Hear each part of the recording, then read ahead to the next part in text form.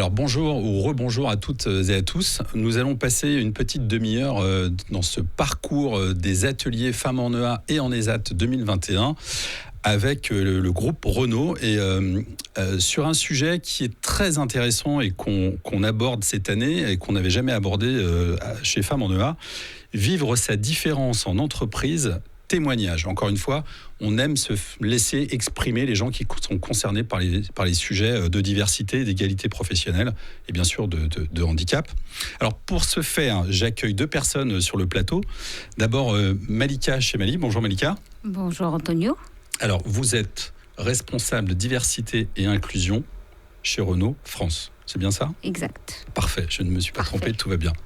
Alors j'accueille également Manuela. Donc Manuela Echilet, vous êtes directrice diversité et inclusion, mes groupes.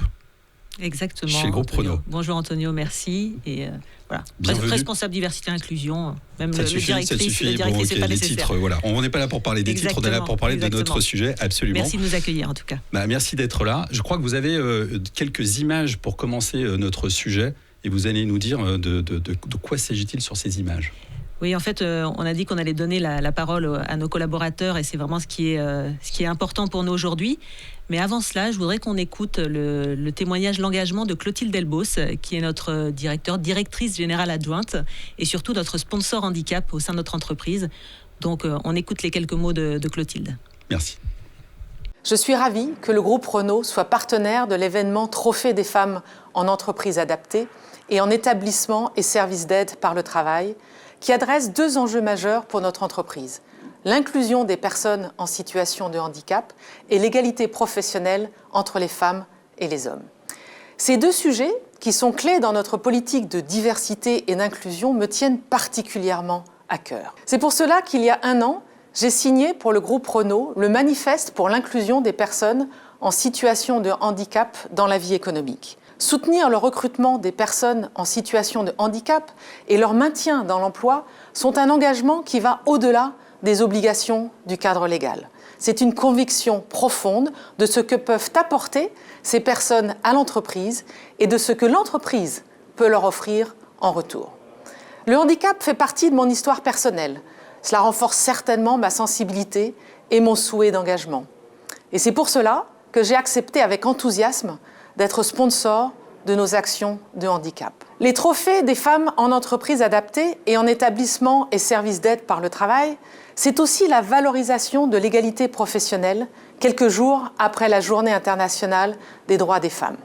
Là aussi, les évolutions légales et sociétales bousculent nos organisations. À juste titre, j'en suis convaincue.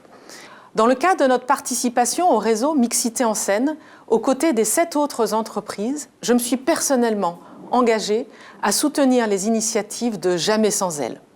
J'ai également signé, il y a quelques semaines, l'engagement du groupe Renault dans l'initiative Stop. Stop au sexisme ordinaire en entreprise. Je l'ai fait aux côtés de mes deux collègues du Board of Management du groupe Renault, co-sponsors du sujet mixité, Véronique Sarlat-Despotes et Denis Levotte. Au sein du groupe Renault, nous comptons 25% de femmes, mais ce n'est pas encore suffisant. Nous avons à cœur de leur offrir des opportunités d'évolution et de développement, des responsabilités et des parcours de carrière riches. Ceci afin de rendre notre entreprise et nos métiers attractifs pour celles qui ne nous ont pas encore rejoints. La vie professionnelle peut être un espace semé d'obstacles. Je veux contribuer à ce que le groupe Renault lève ces obstacles, soit une entreprise reconnue pour son ouverture, sa compréhension et la richesse des parcours possibles en son sein. Le handicap, l'égalité professionnelle racontent des histoires d'hommes et de femmes qui doivent pouvoir vivre leurs différences sereinement et se sentir respectés pour ce qu'elles ou ils sont, qui doivent aussi pouvoir apporter la richesse que constituent leurs différences. C'est ainsi que l'on crée un sentiment d'appartenance fort, une entreprise performante, responsable et inclusive.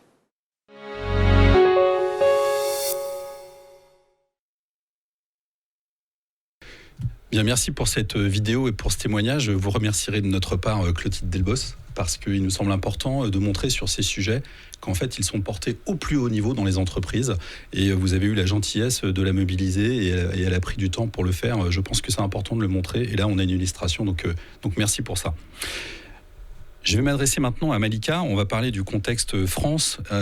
Donc Malika, la politique diversité et inclusion au groupe Renault France, vous nous en dites quelques mots ? Oui, avec plaisir. Merci beaucoup, Antonio. Je dirais qu'elle pourrait se résumer autour de 2 accords qui nous tiennent à cœur et qui permettent d'encadrer cette politique diversité et inclusion. Le premier, c'est égalité professionnelle, qui a été signé il y a 1 an et demi et qui notamment porte sur l'équilibre entre vie professionnelle et vie personnelle. Je pense que c'est un sujet d'actualité comme on ne pouvait pas l'imaginer il y a 1 an et demi quand on l'a signé. Avec le contexte, je crois que c'est devenu une réalité pour tous si on n'y pensait pas. Exactement, et on a pu le mettre en œuvre et ça a permis de voir que cet accord avait vraiment sa place au sein d'un groupe comme le nôtre. Et il y en a un autre accord sur lequel je suis très fière, c'est l'accord handicap qui vient d'être renouvelé et qui prend effet à compter du 1er janvier 2020. Ce nouvel accord, en fait, il s'inscrit dans la continuité puisque le groupe Renault a pour ambition de continuer à s'impliquer sur la question du handicap, tout en conjuguant des valeurs importantes. Et je pense qu'encore une fois, le contexte actuel nous a aidés sur la solidarité et la performance. Tout cela a été possible dans le sens où ça fait plus de 25 ans qu'on travaille sur ce sujet. C'est notre 9e accord. Et il a été porté sur 2 grands axes pour moi. Le premier, sur une équipe pluridisciplinaire. Et j'ai un réseau handicap qui est au plus près du terrain, qui nous permet de répondre de manière plus pragmatique, plus rapide auprès des salariés.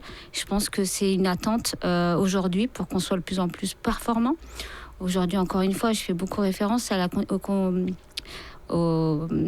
crise sanitaire, mais l'accessibilité numérique a été un vrai sujet. Et ce sujet, en fait, il nous a permis de voir que non seulement il s'adressait notamment aux personnes handicapées, mais il a été un sujet très inclusif puisque nos salariés qui n'étaient pas nécessairement handicapés ont dû être confrontés à ce sujet aussi de l'accessibilité numérique. Et donc, je pense que ça a été un sujet très important.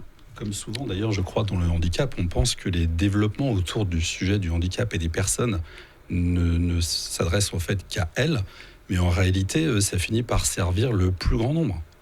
Eh ben, je vous le confirme, on a eu énormément de demandes qui faisaient que au début, ce qu'on pensait s'appliquer ou s'adresser uniquement à des personnes en situation de handicap, finalement a été ouvert à l'ensemble des collaborateurs chez Renault et a répondu à un vrai besoin.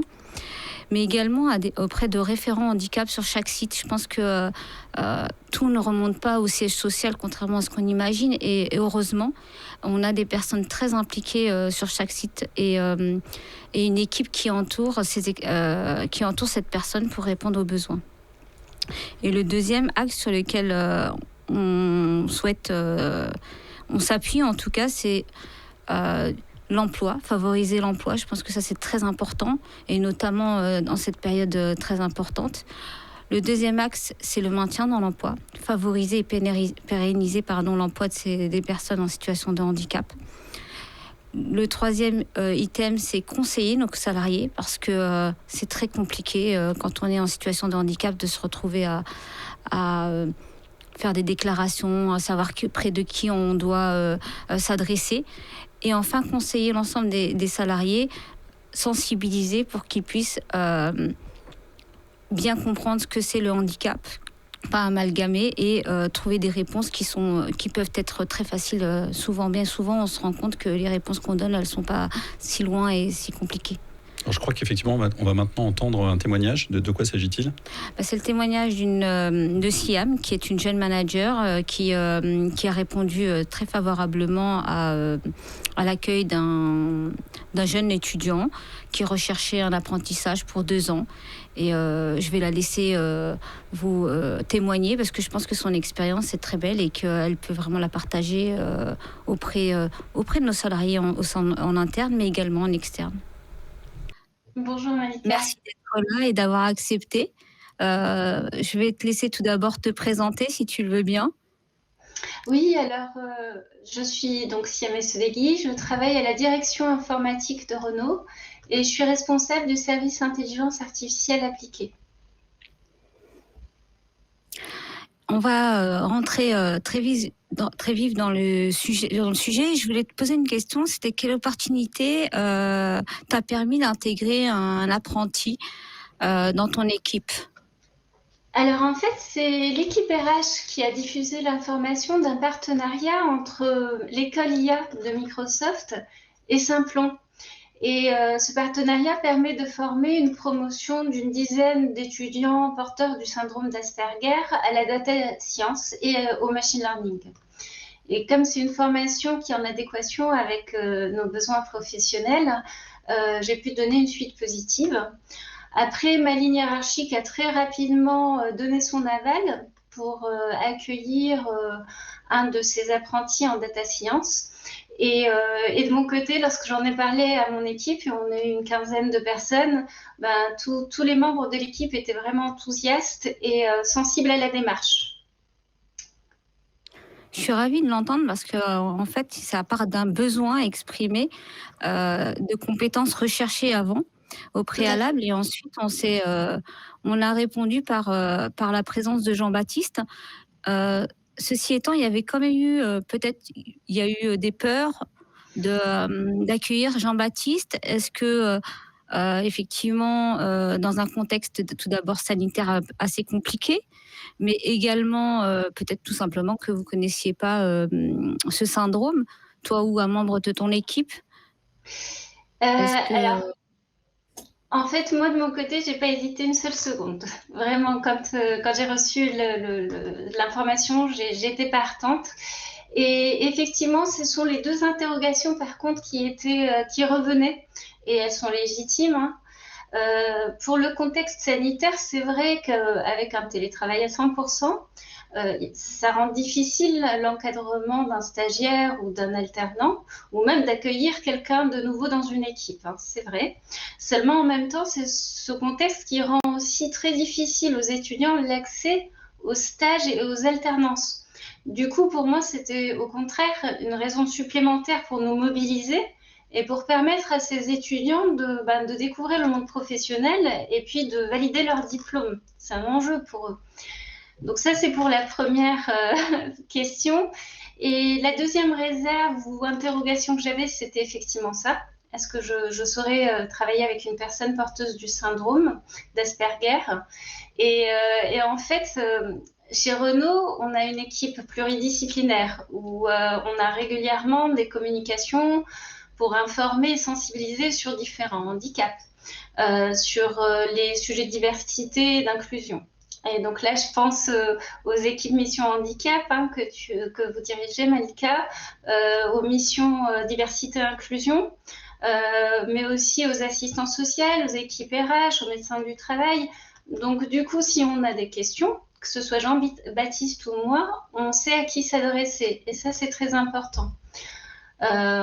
Du coup, pour moi, c'était en fait l'environnement favorable pour travailler avec les particularités des uns et des autres. Et aussi, même si on ne connaît pas, c'est l'environnement qui permet d'apprendre et de progresser. Donc, c'est plutôt un environnement rassurant et qui permet ce type de démarche. Merci pour ce témoignage et cet exemple. Alors Manuela, revenons à vous. La vision peut-être un peu plus globale, puisqu'au niveau du groupe, de la diversité et de l'inclusion. Quand on est un groupe, peut-être qu'effectivement on a parlé d'un accord handicap, mais qui est strictement France, pour le coup, un accord agréé. Mais du coup, comment on fait, ou comment ça se diffuse dans l'entreprise au niveau international et au niveau groupe ? Merci Antonio, c'est vrai que je suis vraiment ravie d'être ici avec Malika, parce que Malika est l'exemple d'une personne sur qui je peux m'appuyer dans un pays, qui est la France. Et voilà, on travaille vraiment main dans la main et c'est le cas dans chacun de nos pays. J'ai des Malika au Brésil, en Russie, voilà, un petit peu partout. C'est grâce à eux qu'on avance. Et c'est vrai que ces enjeux d'égalité professionnelle et de handicap sont vraiment deux leviers clés dans notre politique diversité et inclusion globale. Et voilà, ils s'adaptent en fonction de la maturité des pays, de leur culture, de leur réalité locale. Et on a la chance, vous l'avez mentionné tout à l'heure, d'avoir le support au plus haut niveau de l'entreprise, comme on l'a entendu avec Clotilde Delbos. C'est vrai qu'on a récemment signé on a rejoint l'initiative Stop au sexisme ordinaire en entreprise, dont elle a parlé. Elle a parlé de son engagement personnel en faveur de Jamais sans elle. Ce sont des engagements et des signes forts pour l'ensemble de nos collaborateurs. Et puis on a aussi des espaces d'échange, de conversation sur le handicap. On a un petit groupe qui s'est réuni autour d'un espace qui s'appelle En dis-moi tout, où ils partagent leur vécu, leurs interrogations sur le handicap. Donc des espaces d'échange à tous les niveaux, et c'est ce qui est vraiment important. Et je voudrais vraiment que l'on puisse donner de nouveau la parole à quelqu'un, à un de nos collaborateurs. Écoutez Franck, que l'on va rejoindre pour qu'il nous parle d'un beau parcours dans l'entreprise sur le sujet du maintien dans l'emploi. Bonjour. Bonjour Franck. Merci beaucoup d'avoir accepté de témoigner aujourd'hui. Ton témoignage va être précieux pour l'ensemble de nos collaborateurs et puis aussi pour toutes les personnes qui écoutent cette émission. Est-ce que tu peux nous expliquer comment tu es arrivé chez Renault ? Est-ce que c'était une candidature spontanée, une réponse à une offre, une connaissance ?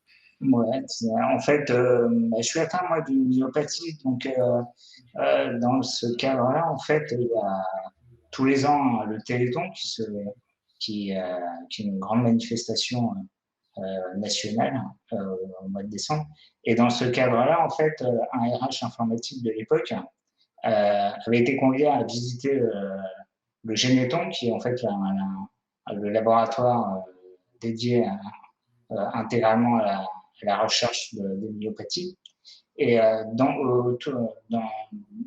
autour des labos, en fait, il y a des petits ateliers. Enfin, il y a des ateliers, et notamment sur les nouvelles techno. Et en fait, c'est en découvrant un de ces ateliers d'informatique où il y avait des enfants myopathes qui découvraient, et puis voilà. Donc, il a eu l'idée de lancer un appel d'offres, pour un CDD à mi-temps en télétravail, qui à l'époque a quand même été un peu extraordinaire, parce que c'était en 95.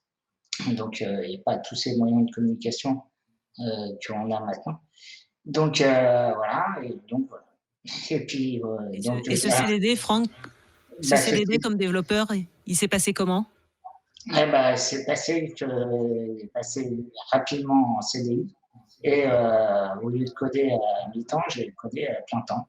Donc, voilà. Et puis, depuis, c'est un long parcours, une longue histoire.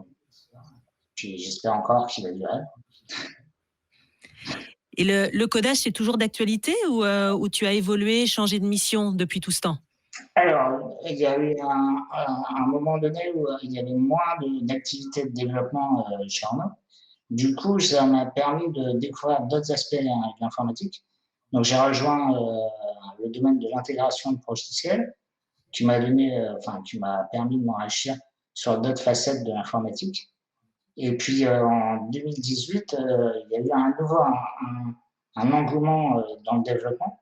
Du coup, il y a des petites équipes qui se sont créées. Du coup, je me suis porté volontaire. Mais effectivement, les technos avaient un peu changé. Et du coup, il fallait que je fasse une formation, en fait, pour me remettre un peu à niveau. Du coup, on m'a proposé de faire une formation chez Simplon pendant 8 mois, en alternance, 3 semaines en formation chez Simplon et 1 semaine en entreprise. Alors, le souci, c'est que moi, 8 mois, quand on m'a annoncé la durée, je me suis dit, oula, comme je me déplace en fauteuil roulant électrique, quelques conseils à donner, c'est même pour les personnes en situation de handicap, c'est il n'y a pas de barrière, il faut saisir les opportunités, et puis généralement, ça se passe très bien. Enfin, moi, j'ai vraiment aucun regret, et je remercie même toutes les personnes qui m'ont accompagné dans tout ce parcours, puisque ça a été de la bienveillance tout le temps. Un grand merci Franck pour ce témoignage. J'espère et je pense qu'il va donner des idées et l'inspiration à beaucoup de personnes qui nous écoutent aujourd'hui. Merci d'avoir été avec nous, merci d'avoir pris le temps et à très bientôt. Merci. Bientôt. On a un troisième témoignage. Ouais, on a un troisième témoignage. On est aussi sur ce sujet du maintien dans l'emploi. Voilà, Nadège va nous parler de... C'est finalement un exemple d'autres possibilités qui sont proposées par le groupe Renault pour ce maintien dans l'emploi. Donc, je vous propose qu'on écoute Nadège. Nadège, merci beaucoup d'avoir accepté de témoigner avec nous aujourd'hui. Est-ce que tu peux nous parler de ton histoire personnelle? Qu'est-ce qui t'a amené à prendre la parole aujourd'hui? Bonjour à tous. Alors moi, mon histoire personnelle, j'ai commencé à avoir des problèmes ligamentaires à l'âge de 8-9 ans, avec des entorses à répétition non expliquées. Et puis plus récemment, il y a 5-6 ans à peu près, j'ai eu une chute au rugby où je me suis luxé une épaule. J'ai eu une névralgie cervico-brachiale avec la perte du bras gauche. Ça a duré environ un peu plus de 5 mois et lors de ma reprise au travail, le médecin du travail m'a dit « c'est pas normal que ton bras ne revienne pas ». Et là, je lui ai parlé d'une maladie qu'on m'avait suspectée à l'âge de 18 ans, qui est le syndrome des lèvres dans l'os en hypermobilité. Et oui. Qu'est-ce qui t'a accompagné, Nadège, tout au long de ton parcours, quand tu as découvert cela? C'est le médecin du travail qui, en fait, m'a annoncé que la maladie était reconnue depuis 2006 et qu'il y avait des recherches sur la maladie et qui étaient faites par l'hôpital de Garches. Et elle a réussi à m'avoir un rendez-vous avec un spécialiste et depuis, je suis suivie par Garches. Donc, ça a nécessité quand même des tenues qui me permettent de me tenir les mains et les hanches en place sans pouvoir me faire des luxations à répétition. Et je peux comme ça vivre pratiquement comme tout le monde. Est-ce que la reconnaissance RQTH a été un soulagement pour toi dans ton quotidien professionnel? Oui, parce que le fait d'avoir eu la reconnaissance RQTH, quand j'ai des absences ou quand j'ai des douleurs, je suis obligée de porter mes béquilles ou des choses comme ça, les gens ne posent plus de questions parce que ça n'a jamais été un tabou pour moi de dire que j'étais avec une reconnaissance RQTH. Et par conséquent, ça m'a également permis, quand j'ai des rendez-vous à Garches tous les 3 mois, de pouvoir avoir une journée spécifique qui me permette d'être absente sans avoir à justifier plus que ça. Je préviens juste que j'ai mon rendez-vous trimestriel et grâce à cette reconnaissance, j'ai la possibilité comme ça de pouvoir avoir mon rendez-vous tranquillement. Est-ce que ta situation de handicap, elle t'a à un moment fait peur ou tu as eu peur que ce soit un frein dans ton quotidien, dans ton équipe? Non. Est-ce que tu as eu l'idée de la dissimuler peut-être à un moment? Quand je suis rentrée chez Renault, je n'avais pas la connaissance de la maladie. On m'en avait juste parlé quand j'avais 19-20 ans en me disant de toute façon c'est comme ça, il faut que tu vivras avec et puis il n'y a rien à faire. Et j'ai pas changé de rythme de vie parce que j'ai eu une reconnaissance RQTH. Je suis restée comme j'étais avant. La seule différence, c'est que quand on me demande pourquoi j'ai des béquilles ou pourquoi je boite ou tout d'un coup pourquoi je ne suis pas comme les autres jours, ça aide à comprendre, mais ça n'a jamais été un frein dans ma vie professionnelle et personnelle. Dans ton équipe, tu es vue comme une personne comme tes collègues? Oui. Oui. Et quand je ne peux pas faire et que je leur explique pourquoi, ils me filent un coup de main comme moi je donne un coup de main à un collègue quand il a un problème. Ça ne donne aucun frein. C'est la compétence qui va faire qu'on puisse avoir un poste et non pas le fait qu'on soit handicapé, pas handicapé ou quoi que ce soit. C'est vraiment... et ne pas avoir de tabou. On est comme on est et puis qu'on soit blond, brun ou handicapé, ça ne doit pas avoir plus de frein que ça. Qu'est-ce que tu as envie de dire à ceux qui n'osent pas parler de leur handicap au travail? Quel message tu as envie de leur passer? Alors, le message principal que je passerai, c'est que notre handicap, c'est notre force, en fait. C'est ce qui fait qu'on est nous. Et bien souvent, les comportements qu'on a sont liés à ce qu'on est. Et donc, ça peut expliquer une réaction, une façon de faire, parce que on compense bien souvent beaucoup de choses on fait pas on fait pas de la même façon que tout le monde puisqu'on a un handicap. Alors maintenant, puisqu'on parlait de vivre sa différence en entreprise et on proposait d'avoir plusieurs témoignages, Malika, vous allez nous parler ou introduire un quatrième témoignage, si vous pouvez nous en parler, s'il vous plaît. Oui, bien sûr, c'est Nathalie, en fait. C'est une personne avec qui je travaille très régulièrement, voire même au quotidien, et qui a un vrai relais en local. Je pense que, et pour moi, et pour nos salariés, elle va se présenter. Mais je tenais vraiment, enfin, nous tenions avec Manuela à ce qu'elle soit présente parce que elle va pouvoir présenter tout ce qu'on peut faire sur le terrain de manière très opérationnelle et très efficace surtout. Bonjour Nathalie, merci d'avoir pris le temps d'être avec nous et je voulais tout d'abord peut-être te laisser te présenter parce que moi je te connais bien mais je pense que les autres vont vouloir aussi te connaître et ensuite... D'accord. Bonjour Malika, bonjour Antonio, bonjour Manuela. Je suis donc Nathalie Pozowski, je suis assistante sociale et référente handicap chez Renault depuis bientôt 9 ans. J'interviens sur le centre technique et d'essai de l'Hardy dans le 91 et au Technocentre à Guyancourt dans le 78. Dans chaque établissement, il y a une assistante sociale et un référent handicap qui interviennent avec la mission centrale handicap. Et quel est le pilier de tes actions, Nathalie, sur le terrain? Alors, le pilier de nos actions, je dirais que en fait, le bien-être et l'équilibre, tant personnel que professionnel est vraiment le fil conducteur de nos actions. Dans un monde où tout va très, très vite, les bureaux des assistantes sociales sont vraiment un espace de parole, confidentiel où l'assistante sociale prend le temps d'écouter, de comprendre. Nous échangeons et nous réfléchissons avec chaque salarié qui souhaite se confier. Et pour ce faire, tu interviens précisément dans quel cadre et comment? Alors, les assistantes sociales, hein, je l'ai dit, on est soumise au secret professionnel, mais on travaille, évidemment, dans le cadre, de la politique handicap du groupe Renault. Donc, tu l'as dit tout à l'heure, l'accord handicap vient d'être renouvelé. C'est un accord, triennal. Donc nous déployons la politique handicap du groupe Renault en collaboration avec la mission centrale handicap. Donc, en qualité d'assistante sociale, nous avons un rôle important d'accompagnement de chaque collaborateur, donc que ce soit pour sa situation, pour son conjoint, mais également les enfants de chaque salarié. Donc, l'accord handicap Renault permet vraiment d'aider toute la famille au travers d'aides financières comme des aides, des bourses d'éducation. Nous pouvons mettre aussi en place des aides pour des appareillages auditifs, des aides pour aménager le véhicule ou le logement. Enfin, c'est très, très vaste. Donc, toutes ces mesures d'accompagnement prévues dans le cadre de l'accord sont déployées par vous. Quand je dis vous, c'est référent handicap et assistante sociale auprès des salariés pour les accompagner non seulement de manière administrative, mais également au quotidien pour leur expliquer ce qu'ils doivent faire.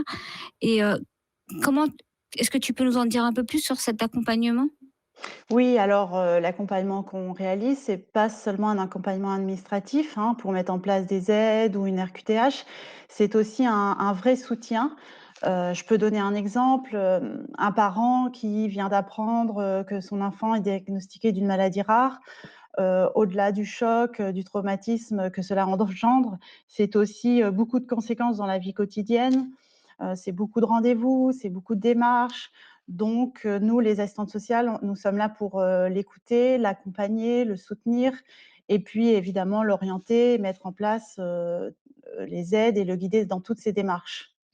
C'est vraiment un accompagnement global du salarié. Je te remercie parce que je trouve que ça a permis aussi de voir tout ce qu'on pouvait faire en local et comment on pouvait accompagner nos salariés. En conclusion, si tu avais un message important à faire passer, quel serait-il? Eh bien, le message, c'est que, bon, déjà, il y a un éveil des consciences vraiment à mener. Il faut lever les tabous. Et puis, j'aimerais dire que, en fait, la différence, c'est vraiment une chance, que ce soit, pour l'individu, mais aussi pour le collectif. que la différence soit culturelle, physique, un handicap. Cette différence, c'est vraiment une source d'apprentissage pour tous et une source de performance pour l'entreprise. Donc ça permet vraiment à tout le monde de grandir, que ce soit dans la sphère familiale, professionnelle. Donc le message, c'est plutôt, de dire que chacun doit pouvoir, se réaliser et chacun doit pouvoir être soi en entreprise et dans sa sphère personnelle. Merci beaucoup Nathalie. Je pense que tu nous as permis de voir comment le rôle d'assistante sociale était vraiment primordial dans une entreprise comme la nôtre, et notamment que ce soit sur des sites industriels ou tertiaires, que les besoins sont là et que vous y répondez. Et je te remercie énormément d'avoir pris le temps de partager cette expérience. Merci de m'avoir donné la parole. Merci Malika pour effectivement cette palette de témoignages qui à la fois montrent la situation des collaborateurs mais aussi l'engagement et le travail sur le terrain. Pour clôturer cet atelier, Manuela, on est dans un contexte qui n'est pas fini, malheureusement, qui va encore durer un petit peu de temps. On arrive à maintenir ces politiques et ces sujets malgré la crise sanitaire ? Oui, c'est vrai que la crise, le premier réflexe, ce serait de se dire que ces sujets de diversité, d'inclusion, on va les mettre au second rang parce qu'il faut s'occuper de la crise. Mais au final, l'enjeu est d'autant plus grand qu'on est en situation de crise. Et je pense que le groupe Renault a réussi toute l'année 2020, et le fait encore, à maintenir son engagement sur ces sujets malgré la crise. On l'a vu en France avec des initiatives. Il y a eu un quiz sur le handicap auprès des collaborateurs. Il y a eu les duo day qui ont été menés dans certains sites. On a cette collaboratrice au Brésil aussi qui était fière de son handicap et qui nous a dit une personne handicapée, c'est avant tout une personne et c'est pas un handicap. Et donc, que ce soit en France, dans tous nos pays, on a réussi à maintenir des initiatives. Et ça, c'est grâce à des personnes comme Malika en France, comme tous les référents sur lesquels je peux m'appuyer, moi, au niveau groupe, au niveau monde, pour travailler au quotidien. Et c'est grâce à eux qu'on arrive à avancer dans cette démarche d'inclusion. Et je voulais en profiter pour les remercier. Voilà, c'est vraiment un travail d'équipe et on avance tous ensemble. Alors, je vous remercie au nom de toute l'équipe de Femmes en EA et en ESAT 2021. Merci de vous être mobilisés auprès de nous pour passer ces messages et aller chercher des témoignages qui finalement disent la vérité et la réalité au quotidien sur ces politiques malgré le contexte. C'était bien de le rappeler. Merci de l'avoir fait. Et normalement, je suis censé vous poser une dernière question qui est sur la résilience collective. Si je vous dis résilience collective, à quoi ça vous fait penser? Mais j'ai l'impression que notre atelier a un peu répondu au sujet, mais est-ce que vous voulez quand même dire deux réactions ou une réaction sur résilience collective? Je pense qu'aujourd'hui, le contexte et à la fois les témoignages, les parcours de vie dont on a entendu parler aujourd'hui nous montrent que, en tant que groupe, en tant qu'entreprise, tous ensemble, finalement, on arrive à avancer dans cette démarche d'inclusion et on va chercher des ressources insoupçonnées pour avancer en groupe et je pense que c'est un bel exemple de résilience collective. Et on en a eu, je crois, la démonstration pendant quelques minutes avec vous. Merci à toutes les deux. Malika, merci beaucoup. Merci Manuela d'avoir mobilisé tous ces collaborateurs, de vous être mobilisé, le groupe, et bravo pour tout ce que vous faites. On est bien fiers de vous avoir à côté de nous. Merci beaucoup. À très vite. Merci. Au revoir.